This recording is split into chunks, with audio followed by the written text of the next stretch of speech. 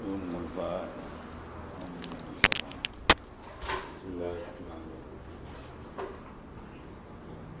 إياك نعبد وإياك نستعين غير المغضوب عليهم ولا الضالين. لا حول ولا قوة إلا بالله. الله.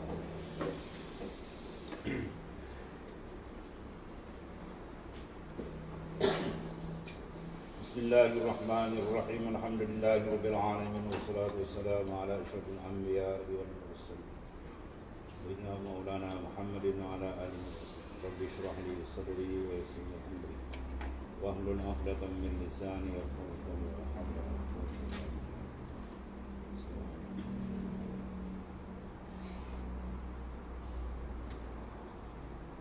قال المؤلف رحمه الله تعالى السؤال.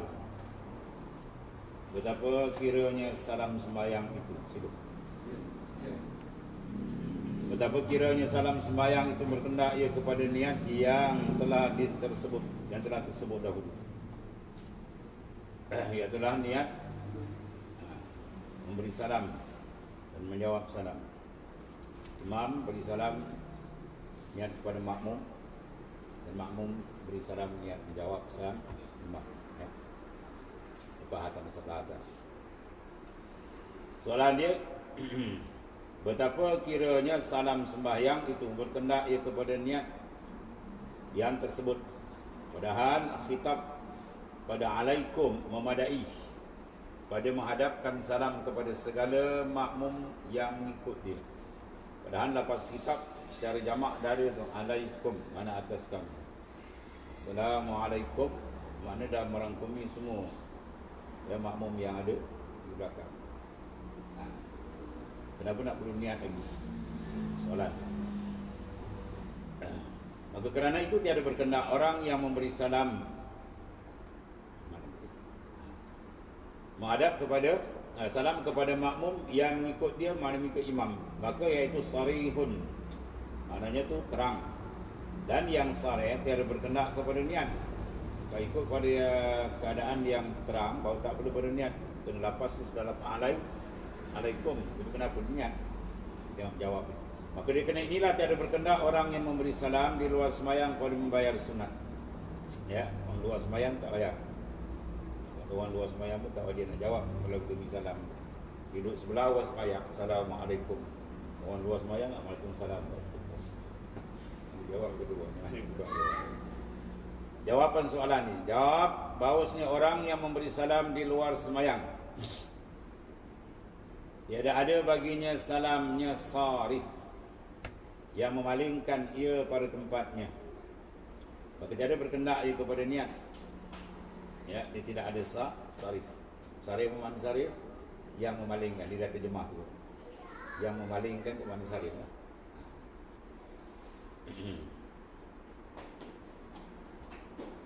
Adapun salam dalam sembahyang, maka keadaannya wajib pada keluar daripada sembahyang itu jadi sarif. Yang memalingkan ia daripada berhadap salamnya kepada makmum dengan nisbah bagi sunat. Maka berkendaklah ia kepada niat, kerana ada sarif perkara yang memalingkan. Kerana salam bagi orang sembahyang itu ialah tahallul. Ya, sayang bagi orang sembahyang itu ialah tahallul.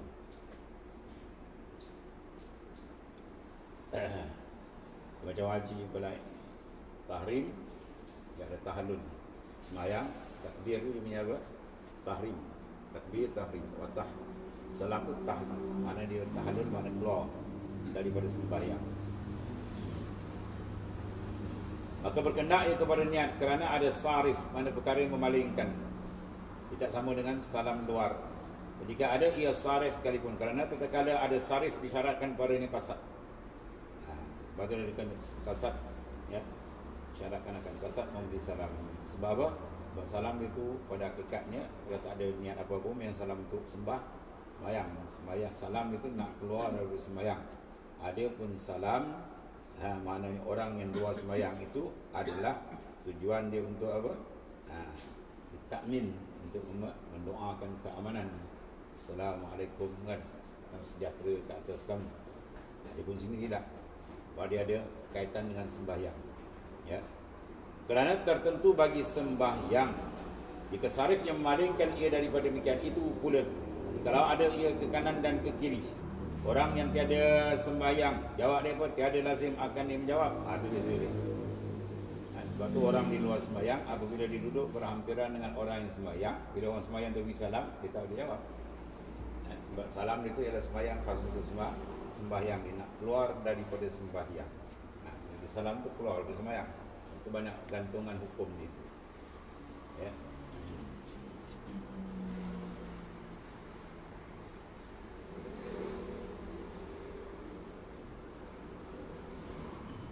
Kerana salam ni itu bagi tahallul.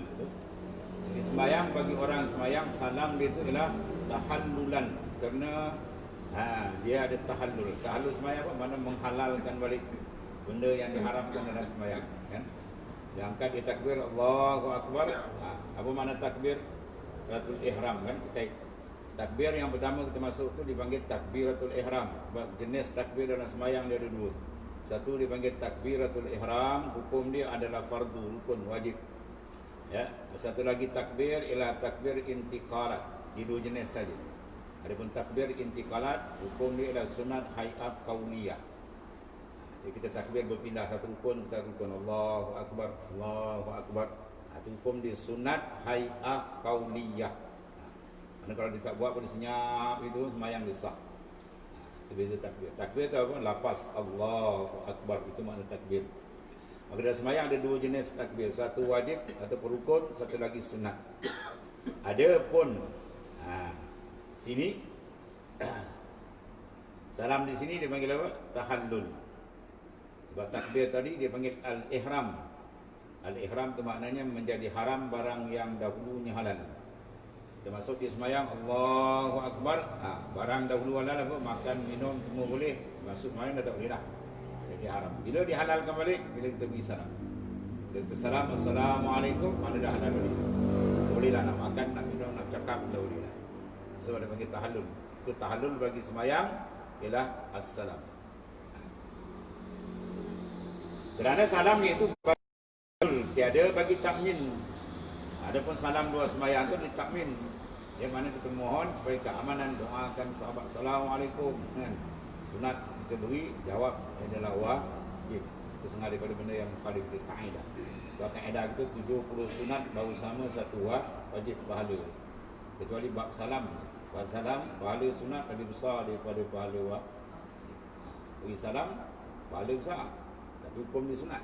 Jawab salam, wajib. Tapi banding pahala memberi salam lebih besar. Sebab ada makna tawaduk. Orang yang memberi salam ni, orang ada sifat tawaduk. Orang tidak sifat tawaduk, takabur, dia tak beri salam ke orang. Dia tunggu nanti salam orang. Ya, orang tak salam dia kata orang takabur. Padahal dia sama dia tu. Jadi maknanya ada makna tawaduk. Bila makna tawaduk, makam dia terangkat. Man tawaduk arafa'ahullah. Sabda Rasulullah, siapa yang tawaduk, terangkat martabat dia.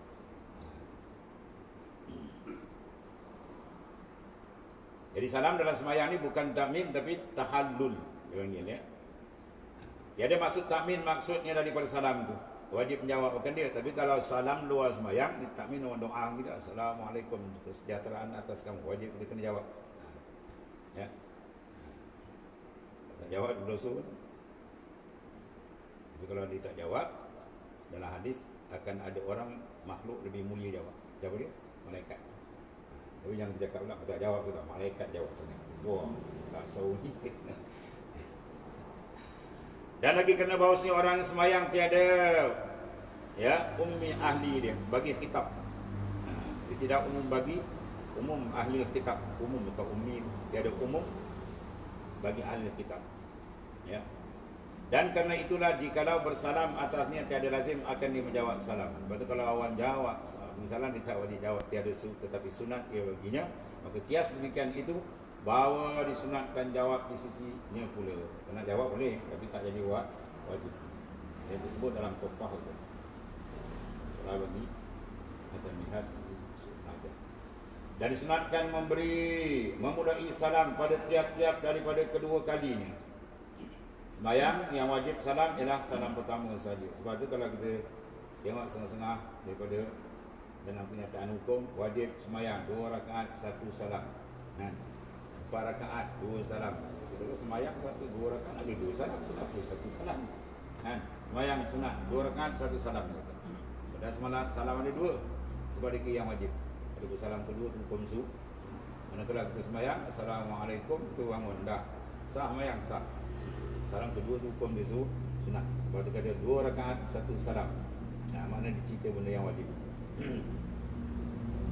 Dan disunatkan memberi salam pada tiap-tiap daripada kedua kalinya. Wajib dia apa? Mulakan. Yang pertama Assalamualaikum, yang kedua apa? Mula balik Assalamualaikum. Dia dua kali. Padahal berhadap mukanya kepada kiblat. Yang ketiga dia mulakan lepas salam tu, muka dia menghadap kiblat, kemudian dia pusing, habis salam tu habislah dia pusing kanan ke kiri. Dan menyudahi ia akan dia berserta dengan kesudahan berpaling ke kanan ataupun ke kiri. Dan disunatkan bagi makmum bahawa tiada memberi salam ia melainkan kemudian daripada selesai imam daripada 2 salam. Itu kaedah yang sebenar. Banyak kita bergunda. Imam Assalamualaikum, dia pun Assalamualaikum. Dia yang elok dia, imam habis salam sampai salam kedua, barulah makmum tu mula salam yang pertama. Itu kaedah yang terbaik, yang paling sunat pula. Seperti barang tersebut dalam tahqiq jangan Imam An-Nawawi yang akhir tahqiq. Itu kita Imam Nawawi kalau ada yang tak salut, dia menyalahi dalam majmu' ke atau sebagainya dengan tahqiq, maka dalam mustalah fiqh didahulukan akan dalam tahqiq. Sebab tahqiq karangan akhir. Seolah-olah dia macam apa? Nasikh dengan mansur. Dan terkadang haram salam yang kedua. Hukum fiqhnya. Berarti ada kita apa? Al-illah tadurul ma'al ma'lu wujudan wa adam. Al-illah ni sebab kerana tu, mana dia berpusing mengikut keadaan. Kalau sebab begini jadi hukum lain, kalau sebab begini jadi hukum lain. Kita ambil semayang, hukum dia taslis, meniga-nigakan, tu sunat, tapi ada kali jadi haram. Bila dikil waqt, kena waktu sempit. Bangun tidur dah terlajak subuh ni kan, tinggal dalam 4 minit lagi. Kita yakin kalau kita tiga-tiga ni memang keluar waktu. Kalau kita ambil yang wajib satu je, semayang kita semua masuk dalam waktu. Tiga tu haram, kita buat 3. Buat 3 tu sunat, sedangkan memelihara semayang semua ni dalam waktu adalah waktu. Tengok dah, kita pusing. Di sini tengok salam kedua sunat asal dia, tapi terkadang dia kata jadi haram. Dan terkadang haram salam yang kedua, dan apabila ada sertanya asar dahulunya. Mana ada perkara yang bersangkut yang membatalkan sembahyang. Ada perkara yang misal seperti hadas. Di salam yang pertama, kan? Kemudian dia apa? Terbatal. Batal sembahyang. Mana dah habis tu, habis tak ada salam. Sembahyang dia. Hadas. Dan syak pada mudah menyapu niat iqamah. Dia begitu dah habis dia punya masa kan, mudah tu mana masa menyapu muzah. Kalau sekiranya orang musafir 3 hari 3 malam sapu sepatu. Jadi ketiga di salam pertama tu dia datang syak. Dia dah habis waktu, tidak dah habis waktu punya. Tempoh 3 hari 3 malam. Ada yang ketiga tak payah salam. Salam pertama. Pada jalan salam jadi haram. Dan mendapat orang yang bertelanjang tidak ada pakaian akan kain penutup aurat. Ya, waktu nak habis lagi ni, dia pun salam je pertama, nampak apa nama? Ada pakaian. Tak payahlah salam kedua. Sembahyang dia selesai. Dan keluar waktu Jumaat kerana bawa senia salam yang kedua itu. Jadi salam yang pertama waktu Jumaat pun habis. Ada seorang sahabat saya ustaz di kawasan Negeri 9, apa nama tempat? Pendalaman itu nak semayang jemaah tu tuan-tuan, masuk. Kita hari tunggu nak semayang jemaah. Dia tunggu. Tak asal kerana baru dapat angka 40. Pernah berlaku sampai tak ada jemaah. Nak asal kan yang orang bawa ada 30, 20 lebih. Dia terpaksa di semayang tu. Sebab dia tak boleh lah. Tak ada cukup. Kalau muktamad 40 orang. Yang khilaf lain cerita lah. Jadi sini masalah dia, mungkin ditunggu-tunggu waktu dalam dekat cukup 40 orang dia semayang. Ngam-ngam yang dia habis saya semayang Jumaat, orang pembang asar. Habis salam pertama tu orang pun buang asap. Jangan bagi salam kedua.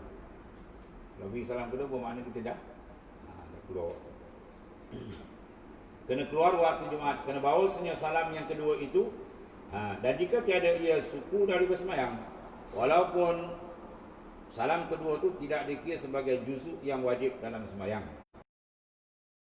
Semayang dia sah, tapi dia termasuk dalam maknanya apa? Titipan sembahyang itu, rintihan sembahyang ataupun dipanggil mahiyah sembahyang. Dan sunat mana tadi? Berniat keluar sembahyang dengan salam tadi.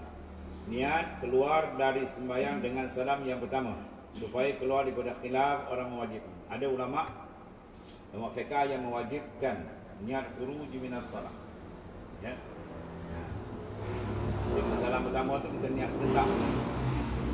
Mula daripada alif lepas assalamualaikum artinya aku keluar dari sembahyang. Ada ulama yang mewajibkan, tapi jamhur ulama mengatakan sunat. Jadi untuk kaedah itu keluar memeliharakan pendapat yang mengatakan wajib, maka letakkan hukum dia kaedah itu khuruj minal khilaf mustahabun.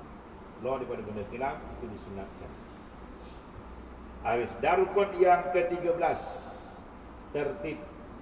Apa makna dia? Antara segala rukun. Ini tertib ni dipanggil fil aksar. Tertib dipanggil fil aksar, pada kebanyakan. Sebab dalam sembahyang tidak ada keseluruhan dia maknanya tertib. Bahkan mula-mula kita sembahyang tu dah iktiran, dah serentak 3 rukun lagi. Rukun qalbi, rukun fi'li dan rukun qauli. Serentak kita berdiri, kan? Itu rukun fi'li. Kita lapas takbir, itu rukun qauli. Kita masuk niat, itu rukun qalbi. Dia kata kita berdiri dulu, ada. Kita kira berdiri dulu. Berdiri kita usalli itu belum sembahyang lagi, tak kira lagi. Berdiri yang dikira wajib tu apabila kita lapas Allah masuk di sembahyang. Itu berdiri qiyam tu dipanggil rukun. Jadi serentak dengan lapas, serentak dengan berdiri, serentak masuk niat. Gimana kata tertib? Kalau tanya itu mula-mula tak ada tertib lah. Padahal serentak pula 3 rukun sekali. Ulama jawab dia kata fil aksar. Pada kebanyakan sahaja. Ya, kebanyakan saja dalam sembahyang dia ada tertib. Rukuk, sujud, kidal dan seumpamanya lah. Ya, kidal, sujud. Ada pun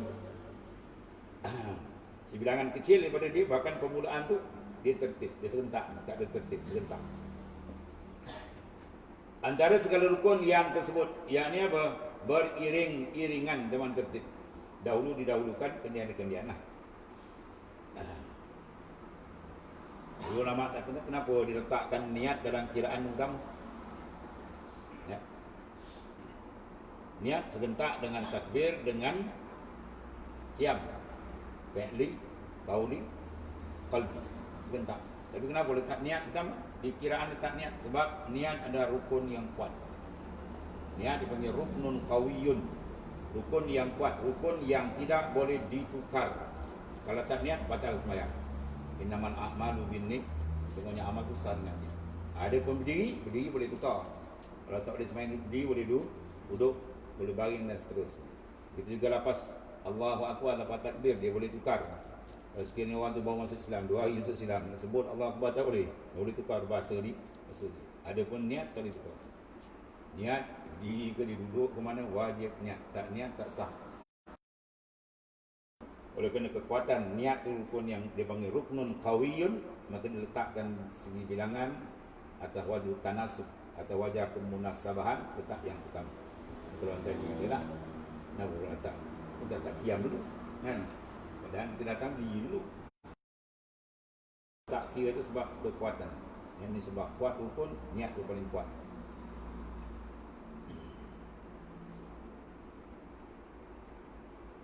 Jadi beriring-iringan segala rukun seperti yang telah tersebut. Ke 13 sana. 13 pun ada setengah kira sampai 21 pun. Ada setengah ulama kira 17 bila dipecahkan. Tumakninah bertempat-tempat jadilah. Walhasil benda itu sama ya, cari kiraan. Seperti yang telah disebutkan itu pada membilangkan dia. Dan senyata telah diketahui daripada yang telah tersebut dahulu bahawasanya tertib adalah ia pada setengah pada setengah daripada segala rukun jua tiada pada sekalian. Ya, pada kebanyakan rukun ada tertib. Ada juga yang sebagaimana kita disebut tadi, dia serentak, ya, tidak tertib. Kerana bahawasanya tiada wajib menyertakan dia takbiratul ihram. Ha. Maka tiada tertib antara keduanya. Dan lagi niat dan takbiratul ihram sehingga dia. Itu semua maknanya benda yang nampak pada keserentakan, dia tak ada teratur sekali. Dan membaca Fatihah wajib keadaannya ketiganya itu dalam qiyam. Mana qiyam berdiri rukun, Fatihah dalam qiyam rukun juga. Situ ada serentak lagi. Mana membaca Fatihah adalah rukun, qauli. Qiyam diri membaca Fatihah juga rukun. Situ serentak. Atau gantinya ganti qiyam, mana duduk, baring dan sebagainya. Itu ada kesertaan. Tidak ada tertib, tidak ada dahulu dan kemudian. Dia kata kebanyakan sajalah. Puan tadi gitu kan, Sedugah kata pukul sembahyang akhir tertib, banyak yang sekali. Itu jawapannya pada kebanyakan. Maka dia ada tertib antaranya, yakni antara Fatihah, ya, dan juga qiyam contoh tadi. Ataupun di mula-mula tadi, takbiratul ihram, niat dan qiyam. Habis. Dan tasyahud wajib keadaan di dalam duduk. Duduk membaca tasyahud itu rukun fi'li. Diri membaca tasyahud akhir itu rukun qauli. Jadi ada serentak. Dan demikian lagi salam yang pertama. Duduk memberi salam. Hukum duduk memberi salam tu, hukum duduk tu wajib. Mana tak boleh nak beri salam, dia boleh duduk, dia bangun di. Tak boleh. Ya. Jadi makna beri salam rukun qauli. Duduk memberi salam rukun fi'li. Jadi serentak. Maka tiada tertib antara kedua ni. Kalau ikut sini pun banyak lagi tak tertib. Maka nyatalah daripada yang demikian ini, bahawasanya tertib itu wajib ia pada yang lain daripada yang tersebut. Tolak yang ni, lain adalah yang rokok, tidak sujud, itu tertib. Habis. Bermula membilang tertib itu rukun, iaitu daripada bab taghallub, segi ghalib. Ghalibnya tertib. Sebab ada yang tak tertib atau mana. Dan ada rukun itu pada makna juzuk. Apa makna rukun? Dan ada rukun itu pada makna juzuk. Rukun itu dipanggil mahiyatus salah. Mahiyah mana diri semayang. Dia berbeza dengan syarat. Syarat mana benda di luar semayang. Ya, tak ada dia tak sah semayang. Ya, tak ada dia tak sah semayang. Ada perukun diri semayang, mahiyah, diri semayang, hakikat semayang. Dan atas jalan hakikat, jika ada ia pada makna fardu, maka dia kena itulah telah sahkan di dalam tangkih dulu bab Abi Zur'ah.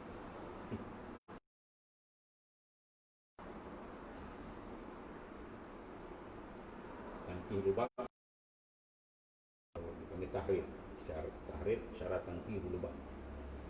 Habis besok payah kita Ibnu Zakaria Ansari, Fathul Wahab, tahrir, syarat tangkih lubang, semua kita buat berat. Bahawasanya tertib itu syarat, bukan rukun. Sini ada ikhtilaf.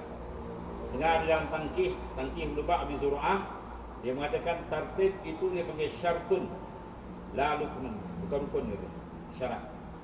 Ya. Itu ada khilaf. Dia mengatakan dia rukun. Tertib itu syarat bukan rukun. Adapun tertib antara segala sunat di dalam sembahyang, maka iaitu syarat pada menjadikan kebilangan untuk meletakkan di syarat sebagai kebilangan mana diiktibar disahkan. Misal seperti iftitahus salah, apa doa iftitah, Allahu akbar kabira, ya, sampai akhir. Kemudian maka ta'awuz, sampai iftitah baru kita baca auzubillah. Dan tasyahud awal. Kemudian maka salawat. Lepas tasyahud awal barulah kita selawat. Itu kedudukan dia. Dan keadaan surah. Kemudian daripada Fatihah. Dan keadaan doa pada akhir sembahyang. Kemudian daripada tasyahud, doa-doa yang datang dalam hadis-hadis panjang, macam-macam jenis hadis, ya, sebelum salam. dan salawat. Jadi kena jika dibawa segala sunat, tertib itu atau menyerahi tertib, nasa tidaklah ia kebilangan. Ya. Jadi baca surah dulu, lepas tu baca Fatihah. Jadi tak ada iktibar bacaan surah, dia kena ikut susunan. Tapi tidak mencederakan semayang itu sah. Kita dapat sunnatun mustaqillah, sunat yang berasingan itu kita dapat. Dan tersebut dalam Raudhah bagi Ibn Hajar, dan asalnya bahwasanya muwalah ini berturut-turut dalam sembahyang itu ruknun, tidak merupakan rukun. Ya, muwalah. Contoh Fatihah, antara ayat dengan ayat renggang dia sekadar bikat dari tanafus dan kadar bernafas saja. Bismillahirrahmanirrahim, kadar bernafas. Alhamdulillah Ar-Rahmanir-Rahim, makna dari mualah. Kalau lebih kadar tanafus, kita baca ya, Maliki Yaumiddin, kamu berhenti. Betul? Iya kana. Jawab bacaan itu tak diiktibar, wajib kena ulang balik. Kalau dipakai itu tanpa saraf, jawab sembahyang dia tak sah. Ya. Kalau dia teringat dalam sujud, dia teringat tadi tak ada mualah dalam rukun, ya, maksud qiraah dia itu baca Fatihah, wajib dia kena bangun balik. Terus yang dibuat tu larang. Dekat ada ni, kalau kita teringat rukun yang ditinggalkan dengan terlupa, bila teringat dia wajib didatangkan dengan segera. Contoh kita rokok, tak ada yang tidak. Ya, tak ada yang tidak. Rokok tak ada tumakninah. Ya, dalam sujud confirm kita yakin tadi tak ada tumakninah. Kita rokok sok kita bangun terus. Dalam sujud teringat, wajib terus dia kena bangun. Terus dia bangun saja pergi rokok. Tersebut di sini jugalah. Dan tersebut dalam tangkih lupa habis sunnah bahawasanya ia syarat.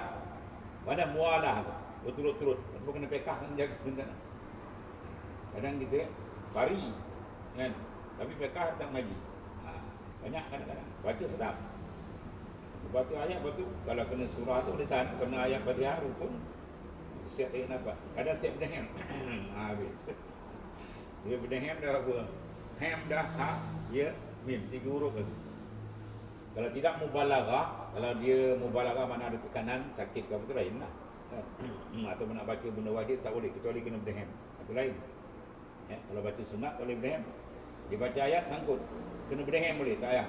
Birokok je lah. Ya. Sebab bila berdehem, maknanya bercakap. Dalam sembahyang yang membatalkan sembahyang ialah apa? Satu huruf, ya, harfun laha makna. Ada makna ataupun harfan, 2 huruf. Kalau 2 huruf tersebut ada apa-apa, 2 huruf batal sembahyang. Itu makna bercakap. Itu makna bercakap dalam sembahyang yang membatalkan sembahyang. 2 huruf ataupun 1 huruf ada makna. 1 huruf kaf besar bawah bagi bawah ki. Ada makna. Dia ambil waqa yaqi wiqaya. Makna ki jaga oleh. Ada makna. Batal sembahyang. Jaga berpekar dengan haji. Tetap haji pekar baik. Baca sedap. Baca. Wah, 2 kali berdehem. Makmum belakang tak bagus ikut. Itu ngaji. Dia jaga. Dia berdehem panggil berdehem melawak. Kalau berdehem kena nak baca benda yang wajib tak boleh, terpaksa berdehem. Tak keluar suara tu lain. Kalau macam tu Ustaz, ya, kita kena memfaham. Kena lah. Makmum tahu tak boleh. Imam tu kena tahu lah. Jadi imam tu kena tahu. Nak kena tak muat ke jauh. Dan tersebut dalam tangkih lubab Abi Zur'ah bahawasanya ia syarat mualat tu. Jadi mualat ni hukum dia apa? Ada ikhtilaf. Setengah kata rukun, setengah kata syarat. Walhasil benda tu ada dikendaki dalam sembahyang. Kalau syarat pun dikendaki juga. Tak ada syarat tak sah sembahyang juga. Dan tersebut dalam tangkih lubab Abi Zur'ah bahawasanya ia syarat. Maka ia mana tu? Mualat tu. Syarat ya itulah yang masyhur. Qaul masyhur. Maka muarat itu ialah tiada melanjutkan rukun yang pendek itu satu. Dalam sembahyang rukun pendek apa dia? Ia telah i'tidal. Satu lagi duduk antara 2 sujud. I'tidal kadar dia apa? Kadar i'tidal kadar Fatihah. Sami Allahu liman hamidah rabbana lakal hamd. Jangan lebih daripada kadar Fatihah. Itu menuh nama kan? Jawab dia habis. Ya. Itu kecuali kalau ada benda yang masyruk lain. Apa masyruk? Terus sembahyang sunat tasbih. Tasbih kena baca 10 kali sebab orang banyak tu tak apalah, itu masyruk. Benda disyaratkan. Tahiyat awal yang duduk antara sujud Nabi Fili itu dia boleh sepanjang-panjang pun tahiyat awal. Kalau lebih daripada termenangnya, bosak. Ya. Batal sembahyang. Dengan sengaja memanjangkan rukun yang pendek. Iaitu tiada melanjutkan rukun yang pendek dan tiada lanjut faslun, mana penceraian antara memberi salam dengan lupa pada bukan tempatnya. Dia terlupa kan? Lepas tu Rasulullah SAW pernah ketika kita hadis apa? Zulyadain. Rasulullah sembahyang 4 rakaat, Rasulullah buat 2 salam. Ke Zulyadain tanya, aku siratis salah amnasita ya Rasulullah SAW. Sembahyang ni kasar ke ataupun Rasulullah terlupa? Rasulullah kata kul zalika lam yakun, dua-dua tidak. Ya, terus Rasulullah masuk koma. Jadi ulama kira situ percakapan tu ada 6 patah. Dia 6 patah, orang terlupa, kemudian dia masuk balik, boleh nyap masuk. Tapi kalau lebih 6 patah, biarlah. Sembahyang lain nak ulang. Tidak lanjut, mana fasal, mana pas penceraian dia. Apabila memberi salam, dia masalah dia nak masuk balik sebab dia ada silap. Jangan lama lah. Dah lama tak boleh kena ulang sembahyang. Jangan lupa bukan tempatnya, ya. Tak benda bukan tempatnya menyebabkan apa? Sembahyang tu tak jadi ke atau sebagainya. Dan tiada lanjut fasal pada penceraian atau tiada lalu satu rukun. Apabila syak ia pada niat, ya, dia syak pada niat, jangan lalu satu rukun. Satu rukun tak boleh jadi. Kerana jika tiada seperti demikian nasaya wajib memulai sembahyang. Tidak ada kena ulang balik sembahyang. Habis itu. Kemudian ketahui ilmu bahawasanya rukun sembahyang itu terbagi atas 3 bahagi. Qauli, fi'li, dan qalbi. Yang pertama rukun qalbi wa ta'ah.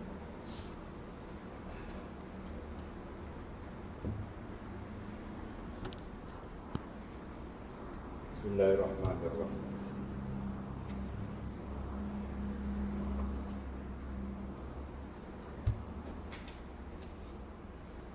Qala ma'arif kana sallallahu sirrah. Dan hasilnya itu.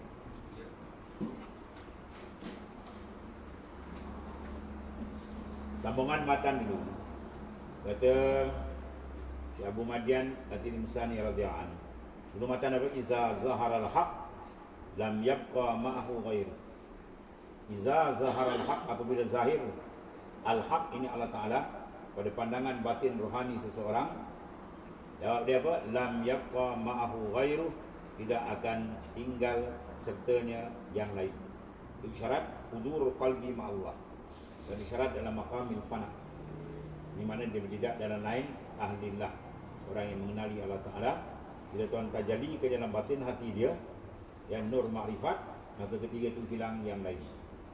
Selagi ada lain yang lain, dan belum lagi. Dia belum masuk ke dalam. Maka sambungan di sini dia kata hasilnya bahawasanya orang yang salik, mana orang yang berjalan menuju kepada Allah Ta'ala. Berjalan apa? Berjalan ruhani, bukan berjalan kaki dia. Jalan kaki ayam itu lagi laju. Ya. Berjalan ialah rohani dia tadi. Daripada satu peringkat makam ke satu makam, ke satu darajat makrifat, daripada ilmu yakin, ainul yakin, hakul yakin, kamalul yakin. Dan proses ini dipanggil salik. Apabila dia berbai'ah daripada mursyid yang bersanad sampai kepada Rasulullah SAW, lalu dia menjalani akan jalan-jalan yang telah ditetapkan, dia panggil salik. Ya, lepas salik bila dibuka akan futuhat makrifat, dia panggil wasil. Orang yang ada kendak tapi dia belum cari jalan, itu dia panggil murid. Ya, dia belajar rajin tapi tak senak, dia belum bai'ah, itu belum darajat dia adalah murid, belum salik. Dia bai'ah dia merangkaikan sanad dia dan dia berjalan dengan wirid-wirid yang diatur oleh mursyid yang ada sanad sampai kepada Nabi SAW. Maka orang yang ada jalan ni dia adalah yang mendapat futuhat, anwar dan sebagainya. Kalau tidak, mana dia berjalan seorang. Kalau kita sambung wayar bai'ah, maka dia panggil berjalan seorang diri. Kalau dia berbai'ah, mana dia berjalan dengan masyayikh. Ya, banyak kelebihan itu. Asalnya bahawa seorang yang salih itu apabila mengambil pada perjalanan kepada Tuhannya, mengambil apa? Berbai'ah. Ya, dia berbai'ah ataupun ditalaki, ditalkin daripada masyayikh mengambil pada perjalanannya kepada Tuhannya, mana jalan menuju kepada makrifat yang khassah, dan bersungguh-sungguh ia pada berjalannya, dia riyadhah, dia mujahadah sungguh, dan beradab beserta dengan syekhnya, dengan mursyid atau gurunya, pada zahirnya dan batinnya. Jawab dia apa? Diputuskan segala awalim. Jadi nak putuskan kepada segala awalim, segala alam. Ya, sebab alam mulki, alamil malakut, alamil jabarut, sampai kepada tajalliyat, pembukaan marifat yang sebenar dengan Allah Ta'ala. Dan bersungguh-sungguh dia pada perjalanan, dan beradab dia serta syekhnya, pada zahirnya dan batinnya. Jawab dia apa tadi? Iaitulah diputuskan segala awalim. Mana Ta'ala angkat segala hijab, Tuhan putuskan segala alam-alam yang tidak lalu kerohanian tadi, hingga hampir dengan sampai kepada maksud dia. Daripada segala awalim, segala alam-alam, maka pertama diputuskan alamil mulki. Mana alam mulki ni alam kita, dapat bila hawas dengan panca indera kita, boleh pandang, boleh dengar, boleh sentuh. Ini dipanggil alamil mulki, ya.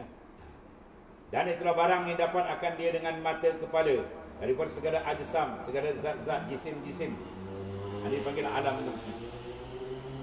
Dan lainnya, maka dinamakan dia alam, ya, alamun nafs. Dipanggilkan dia alam nafs. Lepas daripada itu, dia riyadhah wal mujahadah, ada bantuan daripada Allah Ta'ala. Ya, Tuhan pancarkan nur dia tadi. Kemudian maka dia masuk yang kedua, dipanggil alamin malakut. Ya, alamin malakut, alam para malaikat. Dan alam dipanggil alamul ghaib. Mana pembukaan muka syafa' macam dia kan. Ya. Ada dalam kubur tu buka, orang dalam kubur ni nampak.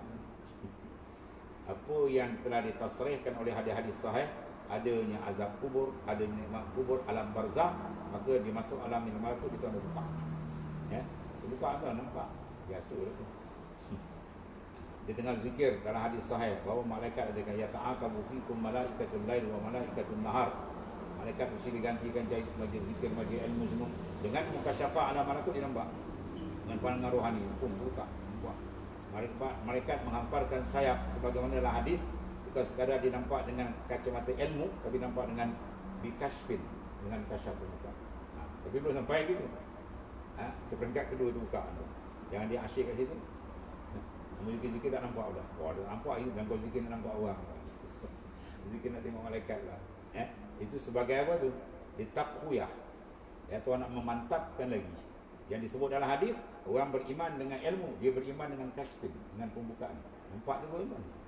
Itu banyak berlaku lah tu. Itu biasa lah tu. Dalam suruk lagi kan. Terbuka macam-macam. Ada yang boleh menyelam rohani dalam alam kubur. Tempat tu dia masuk sini ke rohani. Itu biasa yang dia panggil ilmu mukasyafah. Ada pun ilmu kita belajar ni, ilmu mudarasah, ilmu yang kita talaki yang secara zahir. Yang ni tak. Nak dapat ilmu ni kita kena menghafal, kena apa, belajar, tekun, insya-Allah buka. Ada pun ilmu tak. Dia bukan cara ni, dia cara speed rohani kita. Kosongkan hati kita daripada yang lain. Waktu perlu subuh, kosong, menghadap betul ke hadrat Tuhan. Bila dia bersih je, Tuhan akan buka. Farriq galbab minal ayar yang lahu bil ma'arif wa asrar. Kosongkan, sekosong-kosong, bersihkan sebersih-bersih, dan saya ditempatkan nur makrifat daripada Ta'ala. Maka orang pandang dengan orang tahu. Mana kuat kan? Pandang, kuat kan? Kita kenal Kaabah, tengok Kaabah kat dinding. Dengan ketika Kaabah, kita duduk pegang Kaabah ni. Mana kuat? Kuat. Kita bergayut. Orang ni boleh tengok kat rumah ya. Benda yang sama, tapi pendapatan idrak tidak sama. Yang ni dengan ilmu, yang ni dengan rasa. Ya, tiap-tiap yang mengetahui tak seperti merasa. Dan tiap-tiap yang merasa, dia mesti mengetahui. Ya. Kita tahu buah durian ni sedap. Tahu. Yang ni dah, dia dah makan. Dia lagi kuat, bagi dah makan. Dan alamin malakut, dia itulah barang yang didapat akan dia dengan mata hati. Sebagaimana mata luar boleh memandang jelas bila dia terang, kita ada selaput, terterek, mendeterek pun tak ada. Mata dalam juga dia layak memandang. Bila apa? Dia terbuka. Dia panggil kashfin. Kashfin itu terbuka. Orang panggil kasyafan. Terbuka. Daripada mata hati dia tadi, daripada kekotoran, mungkar, maksiat, zulumat. Masing-masing ada hak ubudiyah. Tangan, kita ada hak ubudiyah, hak keabaan. Tangan, ya, kita semayang, basuh tangan, basuh muka, itu semua hak ubudiyah. Ya, kita buat kebajikan tu kebajikan ni. Kita berjalan kaki, itu hak ubudiyah kaki. Mata kita kawal lihat maksiat, kita lihat benda yang baik, lihat Quran, hadis Nabi, perkara baik. Ya, itu semua dipanggil ubudiyah anggota khawas yang 5, mata. Adapun ubudiyatul qalbi zikrullah. Ya. Semua ada had, tapi zikir tak ada had. Sepanjang-panjang. Dalam Quran kalau tuan-tuan tengok, ibadat-ibadat yang ujung dia dikaitkan kasira, tak ada melainkan zikir. Ya. Zikran kasira, yang lain tak ada. Ibadat lain dia tak ada letak kasira ujung, melainkan zikrullah. Sebab zikrullah itu roh bagi ibadat. Ya. Wa arwahul ibadah al-zikr. Ruh bagi ibadat ialah ingat kita kepada Allah. Sembahyang pun disuruh ingat. Wa aqimis salat zikri. Dirikan kamu akan sembahyang tujuan untuk menghadap hati kamu mengingat akan Allah Taala. Itu barang yang dapat dengan mata hati. Bila terbuka saja mata hati, dapat. Dan dinamakan dia alam, dipanggil alamil qalbi. Dinamakan juga alamil malakut, alamil qalbi, atau dipanggil ilatut tasmiyah lah. Letak nama tu macam-macam lah. Kemudian maka alamil jabarut, iaitu dipanggil alamil arwah. Kemudian maka alamil lahud, dan namakan dia alamis sir. Ya, ada banyak antara ni. Dan padanya hilang nama dan segala musamma. Ini syarat kepada maqamil fana, lenyap. Ya, dia tak nampak dia lagi. Kita rasa semua af'al daripada Ketika itu dia bergerak, semua dia rasa dari Tuhan. Rasa, ya. Ilmu ni panggil ilmu zauqi, ya, ilmu rasa. Dia buang rasa dengan makhluk, dia akan dapat rasa dengan Allah Ta'ala. Ya, rasa betul kehebatan Tuhan, ya, kehebatan, keagungan, kedahsyatan Allah Ta'ala yang maha hebat, maha dahsyat, dia rasa. Sebelum ni kita apa? Kita i'tikad sebagai akidah Tuhan maha perkasa, Tuhan maha mengetahui. Dalam masa lain tu dia rasa macam dia ulang pandai. Tapi dia dapat rasa ni, hilang rasa yang lain. Ya, ini ilmu dia panggil zauqi, rasa. Dan dia dapat ni, dapat tarikan. Bila dia tarik, rajin ketuk pintu. Rajin ketuk pintu, tuan rumah buka lah pintu kan. Mana rajin kita zikir, insya-Allah dia terbuka. Dan namakan, dan padanya hilang nama dan segala musamma. Apa maksud dia? Kinayatun an maqamil fana. Dia mengalami makam fana. Apa makam fana? Antabdu wa azamatillah. Bahawa Tuhan tempatkan dalam batin hati dia tadi itu terselah kebesaran, kehebatan Allah Ta'ala yang maha dahsyat. Yang lain lenyap. Yang lain dah hilang rasa dia. Warau Ustaz tahu cerita kan? Di Kelantan dia. Di dulu rumah-rumah tinggi-tinggi tak ada orang pelihara lembu tu rumah. Jadi rumah kat hutan. Kadang-kadang gimau datang, dia kerja ke lembu. Dia tarik, dia patah ke tengkuk. Dia punya cara pula gimau ni, bila dia tarik tu, dia tak tarik habis, dia tinggal dulu. Lepas tu dia akan ulang balik. Masa ulang tu dia orang tembak. Dia panggil pakar penembak. Dia nak tembak tu, dia akan buat pangkin atas pokok. Kemudian dia akan shoot lagi atas. Ada seorang tu pun dia nak sibuk juga, dia nak menembak lagi. Dia buat pangkin dia. Kan? Datang dia gimau, dia pun siap senapang ni. Gimau jeling dia, jatuh senapang dia. Dia tak biasa menembak. Gimau tengok je ni nak tembak, jatuh. Bukan ahli kan. Orang yang pakar tu memang kerja dia kan. Siap dia atas dia tembak. Tu nak cerita apa tu? Kita tarikkan jelingan gimau tu hilang. Jatuh senapang tu.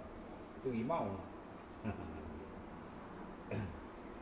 Satu cerita lagi, dia pergi ke hutan, dia tersempak dengan gimau. Tak ada pokok nak lain, yang ada pokok nibung. Dia panjang pokok nibung ke atas. Gimau mengaur, dia panjang pokok nibung sampai atas. Tak rasa ada sakit. Sebab apa tu? Rasa rimau tu. Ketakutan orang gimau tu, jazbah dia dengan gimau tu menarik hingga luput rasa sakit. Tak rasa. Bila gimau dah lagi turun, baru dia mengerang. Oh, satu-satu cabut. Oh, bisu macam. Aku itulah. Yang satu cerita lagi, dia jumpa Imam tapi tak ada pokok lain. Pokok ada sebatang kecil. Dia panjat pokok tu, melentur panjat balik. Imam tengok pun Imam tahu. Dia tak ada pokok lain dah. Perasaan terlampau takut tu dah hilang dah. Takut ke Imam. Yang ni takut ke Allah Ta'ala. Batin hati awliya yang menghadap ke Tuhan punya hebat, Masya Allah. Hilang lain. Ketika tidak ada kelazatan yang lain, tidak ada ketakutan yang lain, melainkan terus dia dengan Allah Ta'ala. Jadi itu bau sedap ibadat dia dapat. Dia angkat, kita habis semayang, nanti dia mi'raj ke hadrat Allah. Itu kehebatan dia. Sebab dia orang lazat ibadat. Sebab dia orang para sahabat semayang sunnah beratus-ratus rakaat. Sebab rahsia apa ni? Tuh, nikmat Tuhan buka kesedapan di dengan Allah Ta'ala. Makin ibadat makin sedap, kan? Dan tiada dilihat di sana melainkan Tuhan yang wahidul ahad. Maka bila terbuka saja di sini segala alam ni, hijab itu buka, maka tiada dilihat. Lihat sini dengan mata dalam, bukan mata luar. Kan dia baca kitab seorang, wah boleh lihat ni. Lihat dengan mata luar, dalam keadaan jaga, kufur. Surah An'am, Allah Ta'ala kata, la tudrikul absar wa huwa yudrikul absar wa huwa latiful khabir. Kamu di atas dunia tak boleh melihat Allah Ta'ala dengan mata kepala. Tuhan tak izin. Nabi Musa punya hebat tu kan, nak tengok Tuhan tu, falamma tajalla lil jabal. Bila Tuhan terjadi je, diminta kan nak tengok. Tuhan kata apa? Unzur ilal jabal fa in istaqarra makanahu fa sawfa tarani. Yang Musa kau tengok pada bukit Tur Sina. Bila aku terjadi pada bukit oleh tanggung nur tajalli aku, kau boleh nampak. Maka falamma tajalla wa harra Musa sa'iqah. Bila Tuhan terjadi dia kebesaran dia pada bukit Tur Sina, hancur, Musa pun sesembang. Pengsan Nabi Musa. Nabi Musa ni, dia kalau marah kata ulama, bulu gomor terangkat bocor. Tembus kan. Imam boleh jenjit ni. Dia berkahwin dengan Nabi Allah Yaqub, Nabi Allah Shu'aib punya anak kan. Jadi ketika Nabi Shu'aib punya anak, gembala kambing dia perempuan 2 wadik. Jadi akhlak dia tu tinggi. Jadi satu tempat kolam dia tutup untuk bagi makan minum kambing semua tu. Orang ramai lelaki dia tak campur lah. Dia lagi ondar habis kan baru dia buka. Dia tak campur semua gitu. Jadi kebetulan tu Nabi Musa dia itu. Jadi Nabi Musa tengok siang dia tolong. Orang angkat dekat 10 orang angkat pupuk kan berat. Nabi Musa cangkung 2 tangan. Dia tengok luar biasa. Ada mula dia berkenan, akhirnya dia balik tu, dia ajak Nabi Musa pun ikut jauh lah ke tempat. Nabi Shu'aib pun berkenan dengan dia, akhirnya nikah lah kan. Cerita nak ceritakan apa? Saya buat kasut Nabi Musa AS, insyaAllah. Tuan Tajali dia pengsan. Itu maksudnya. Maksud dia apa tu? Jadi 2 hukum itu. Pertama, di dunia tak dapat. Satu, melihat adalah benda yang harus. Sebab Tuhan kaitkan dengan harus. Banzur ilal jabal fa in istaqarra makana. Istiqrar jabal, tetap bukit tu enggak, itu harus. Jadi berkaitan benda harus, makna melihat Allah adalah harus. Sebab tu di akhirat dapat lihat. Golongan Mu'tazilah tak dapat. Ini dapat akhirat tak dapat itu. Kalau kita pakai ayat tu, wujuhun yauma idzin nazar ila rabbiha nazar. Wajah orang beriman berseri-seri di akhirat kepada Tuhan yang ia melihat dengan cara yang layak dengan kebesaran Tuhan, yang tidak ada sedikit pun keserupaan dengan makhluk. Laisa kamitslihi syai'. Itu dasar kita lah. Cara mana terserah ke Tuhan. Jadi lihat di sini nak cerita ni, dilihat melihat dengan basirah, dengan mata dalam. Itu ingatan yang kuat namanya. Tiada terlihat di sana itu melainkan Tuhan yang wahidul ahad. Duduk dia, bangun dia, berdiri dia, sentiasa hati dia dengan Allah. Itu kelazatan nikmat paling besar. Allahumma ja'alna. Kita membukakan ni tuan-tuan, itu nikmat paling besar. Wa itmamun na'im bin nazar ila wajhil karim. Bila nikmat paling besar, bila terbuka batin hati kamu, musyahadah ke hadrat Allah Ta'ala. Itu nikmat naklah kamu cari sebelum kamu berpisah, kata ulama. Sebelum nyawa berpisah dari jasad, cari dulu dapat kedudukan ni, alhamdulillah, nikmat besar. Dan inilah sehingga fana, mana sehingga kelenyapan batin hati berhadap pada makhluk, bersih dan menghadap terus kepada Allah Ta'ala. Dan daripada inilah kembali orang yang arif, mana orang yang ada makrifat dengan Allah Ta'ala, itu kalangan para awliya, dan kepada bakaknya. Fana ni mana apa? Ru'yatullahi bila khalqin. Batin dia menghadap Tuhan, makhluk hilang. Dan tadilah kan? Kesan aja takut pergi mau, hilang sakit cucuk duri. Itu dia panggil itu. Fana, dia berasa. Dia bertumpuan. Ada pun bakar, dia naik, dia pusing balik. Iaitu apa? Dia pandang makhluk. Tapi pandangan dia dah berbeza. Ya, ru'yatul halqi billah. Dia pandang makhluk dengan Allah. Maksudnya apa? Dia pandang makhluk ni dengan pandang keterberikatan makhluk dengan Tuhan. Setiap jatuh semua dia pandang terikat. Berjalan dia nampak di kota. Kereta bergerak dia perasan semua gerak Allah Taala. Dia tengok kipas dia terasa semua gerak dia begini. Ya. Sampai peringkat dia kata man anta. Dia masuk makam syuhud dia kata man an, siapa engkau? Ya. Dalam nikmat siapa engkau? Tak ada. Dia. Dalam beri hidayah siapa engkau? Dia. Allahul Hadi, yang beri hidayah dia tak ada dah. Dia tak ada. Yang nampak dia ada. Dan jadilah ia mursyidun. Barulah dia jadi mursyid. Dia duduk tangga ni baru dia pimpin orang. Kalau hati dia tak sama dengan Tuhan, dia nak pimpin orang. Jangan. Kaifa nad'un nas ila Allah wa huwa ba'idun min. Macam mana kau nak pimpin orang kepada Tuhan sedang kau sendiri jauh dari orang kalau jauh dengan Tuhan dia tak boleh pimpin.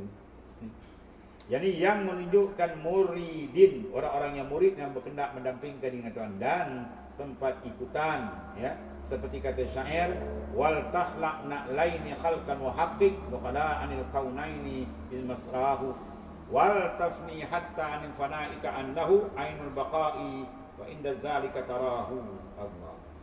Dan satu lagi kata tuan pengarang, dan tanggalkan pentinggal tanggal khalaq, dan tanggalkan olehmu akan dua sepatu kamu, kaus. Nama dah Maulid Muhammad, dua kaus belakang. Sepatu. Kaus belakang. Tanggalkan dua sepatu kamu. yakni ilmu dan amal akan sebagai tanggal, terang tanggal terus akan sebenar-benarnya dan sunyikan daripada hatimu daripada dua kaun ni, dunia dan akhirat, dan fana engkau olehmu hingga daripada fanamu, maka inilah dinamakan maqamil baqa. Ya, ini makam Sayyidina Abu Bakar dan seterusnya. Dan pada ketika itu melihat engkau akan dia, ketika itu hati engkau sentiasa syuhud akan Allah SWT, nikmat paling besar. Apa makna kata buangkan dua sepatu kamu?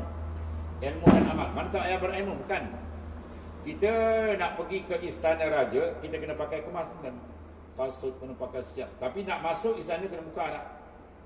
Buka. Jangan dia naik kasut-kasut kan, kejar sultan kan kau, ni orang Turki. Nak pergi ke surau, pergi masjid, kena ada kasut, kena ada selipar pakai, alas kaki. Tapi dah sampai nak naik, kena faham tu juga, kias jauh kan. Mana nak berjalan ke Tuhan, kena ada ilmu, kena ada amal. Tapi nak usul makrifat, kena buang pandangan ilmu. Jangan nampak kita berilmu, jangan nampak kita beramal. Itu maksudnya. Pandang semua kurnia dia. Ilmu yang ada pada kita bukan kita punya, dia bagi. Amal yang ada pada kita siapa bagi? Dia bagi, semua dia. Matikan, tu maksudnya. Itu maksudnya. Bukan maksud buang ilmu amal, tak payah zikir saya, tak payah beramal. Tak payah menuntut ilmu. Babah ni. Ilmu kena cari, amal kena buat. Kemudian last sekali, jangan pandang. Itu maksud tanggalkan tu, jangan pandang. Pandang siapa? Pandang dia je. Dia yang memberi, dia yang memberi taufik, hidayat, semua dia. Ketika itu bawah hati dia bersih, insya-Allah Tuhan akan ciptakan marifat-marifat yang lebih tinggi. Dan katanya wallah.